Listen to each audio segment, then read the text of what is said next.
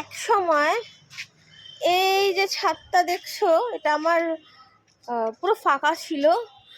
তো একটু একটু একটু করে এক একটা করে গাছ লাগিয়ে আমি পুরো ছাদটাকে ভরিয়ে রেখেছিলাম ফুলে। আমার ফুলটা বেশি পছন্দ, তো ফুলে ভরিয়েছিলাম। তো এখন কয়েক মাস যাবৎ আমি না উঠে ওদেরকে দেখতে পেরেছি, না যত্ন নিতে পেরেছি। তার ফলাফল হচ্ছে এই দেখো কি পরিস্থিতি। তো আজকে রণজয়ের ছুটি, তো ইচ্ছা আছে কিছুটা ক্লিন করার, যতটুকু পারবো, কারণ এরপরে আর একদমই পসিবল হবে না হয়তো। এরপরে আমার নিজস্ব প্রচুর পরিমাণে কাজ রয়েছে, সেটাও যদি পসিবল হয় তো দেখাবো। তো দেখো, এটা চারুলতা গাছ ছিল, দেখো কি সুন্দর এটা বেয়ে উঠেছিল, কি পরিস্থিতি। এটা কি জানো, অ্যালামুন্ডা। দেখো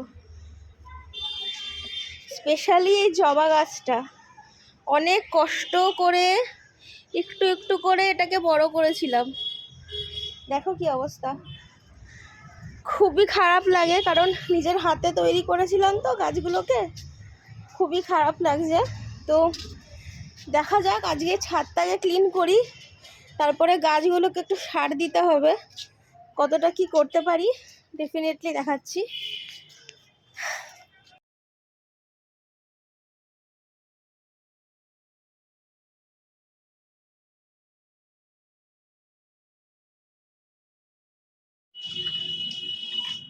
তো রণজয় জায়গাটা মোটামুটি ক্লিন করে দিয়েছে, যেহেতু আমি ভারী তুলবো না তাই ও করে দিল।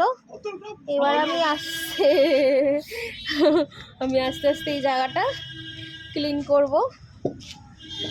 চলো দেখি কতটা কি করা যায়। খুব বাজে। আর এই কামিনী ফুলে এরকম ফল হয় বুঝি? তোমরা যদি কেউ জানো একটু জানিও তো। দেখো লেবুর মতো ছোট ছোট, এটা তো পুরোই করমচার মতো দেখতে। আমি জানতাম না যে কামিনী গাছে ফলও হয়।